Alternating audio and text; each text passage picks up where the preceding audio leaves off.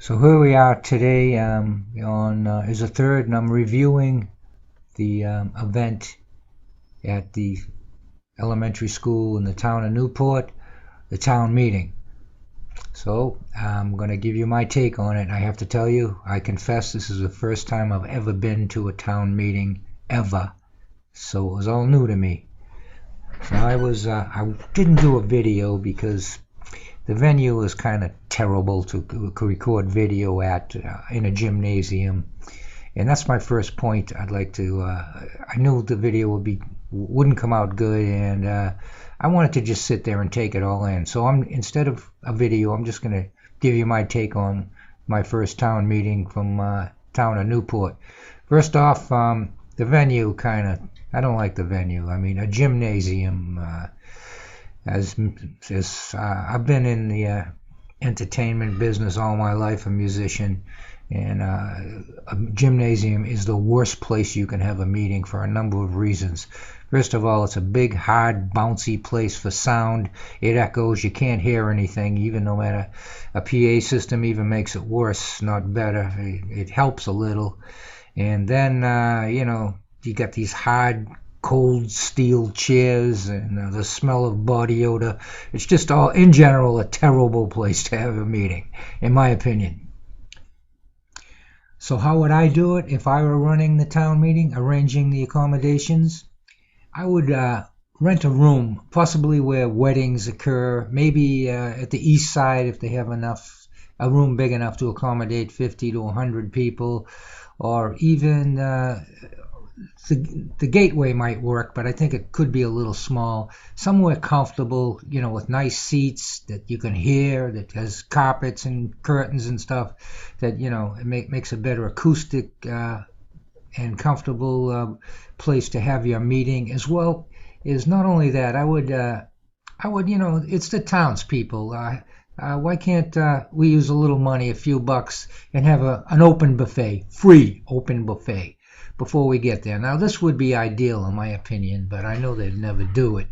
I mean, the amount of money this town spends on odds and ends that make no sense to me, and I'm sure I can get a few people to agree on that. Why not spend a little on a one-time-a-year event for the people?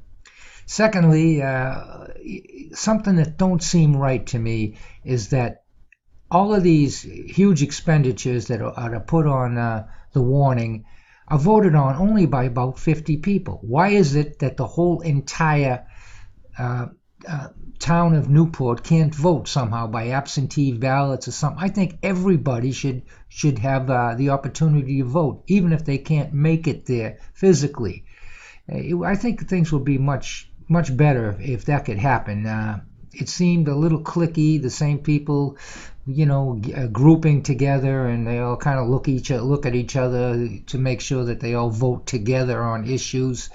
And so I think that's another point I'd like to bring out. So if I were to sum this whole town meeting up in one word, I would call it uneventful. And I'll go through a few of the things that I saw for the very first time. As I told you, my first town meeting. First of all, comments on the articles were rare. They were rare. Most people just listened, and it was either a yay or nay type vote, just yell it out. And no, all the town officials, the select board, all the new people to be voted in were just somebody would stand up. One person, one individual for the most part, would just nominate whoever was in last year. So there are no new members of our body. They're all the same as last year. So that was pretty boring.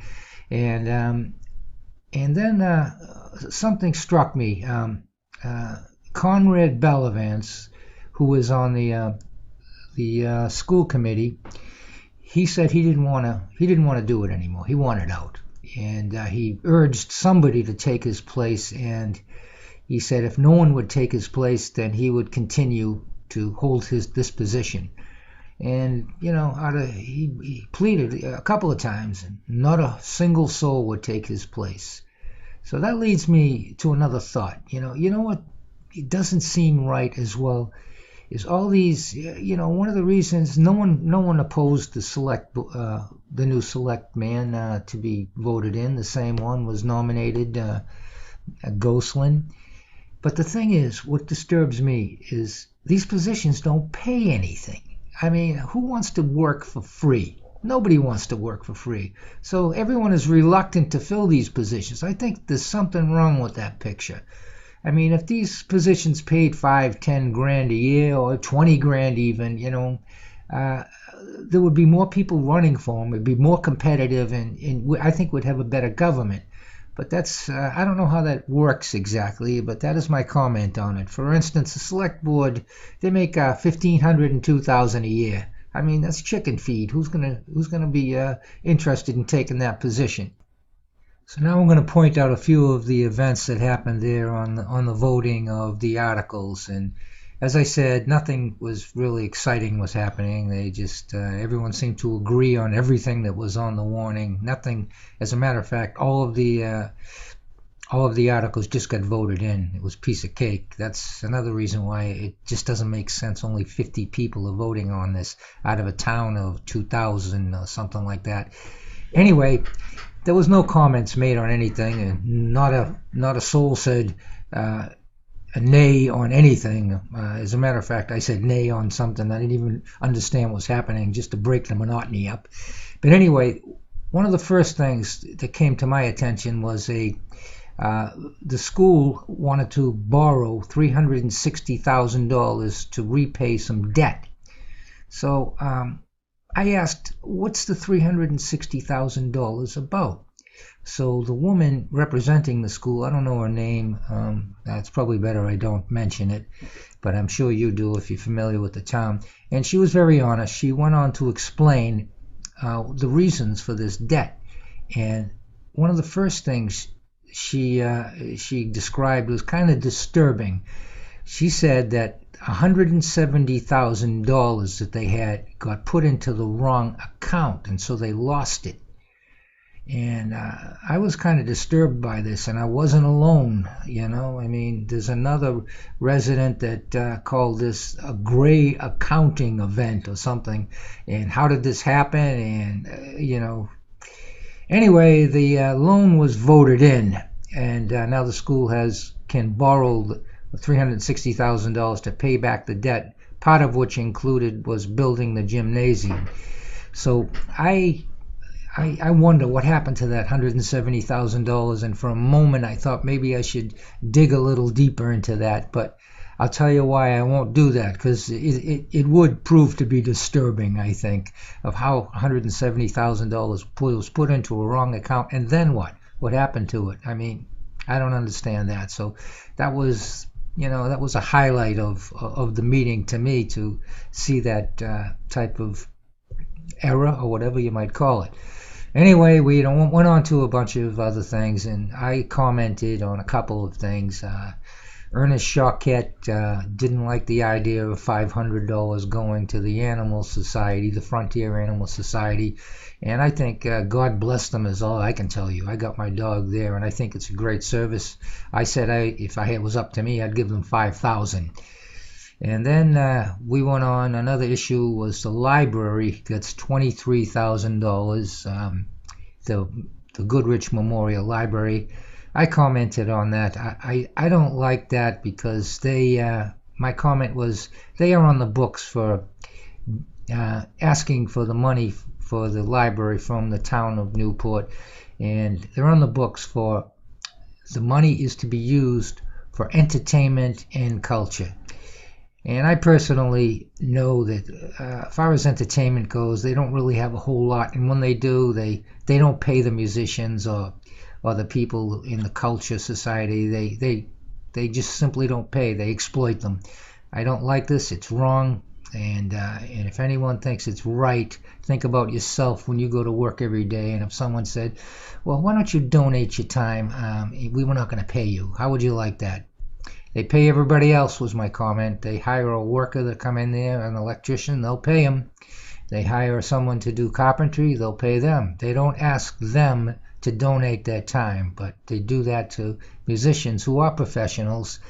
And I personally have played there a couple of times. I will never do it again. It doesn't feel right, and I directly commented on that to the administration, and they kind of just didn't do it. I mean, to me, it's cheap. It's a lack of integrity. I think they should pay the musicians. Anyway, that was voted in, and a lot of people really disagreed with me and thought the library was a wonderful thing, which I do. I think it has a. I particularly like all the computers they offer to the public and everything. And as far as books go, I don't know about that. They don't spend too much money on books. I had open discussion on that, and I kind of know the publishing business, and they have 10,000 books. That's not much for a library.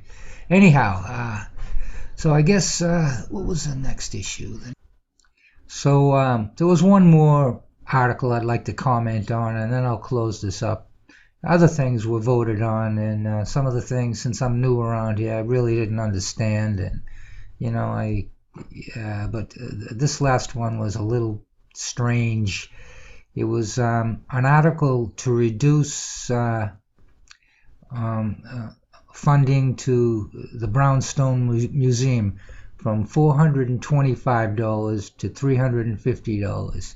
I commented that what was the sense of reducing it $75? I mean, where are you going to spend it all? $75? I mean, the Brownstone Museum, they're a non-profit. They could use the money. I don't see what the point is in reducing it $75. After all, you gave $23,000 to the Goodrich Memorial Library, which I understand is part of the town of Newport. But I don't know. That was if I was in the museum, the Brown Museum, I would be very insulted on being reduced by $75. All I got to say. But so be it. It was voted in. My comment didn't make a difference at all, of course. Anyway, this is my summary of my first town meeting ever, and I am really glad it's a year away, because right now I'm not in the mood for another one. So be well, and until the next time. Thank you.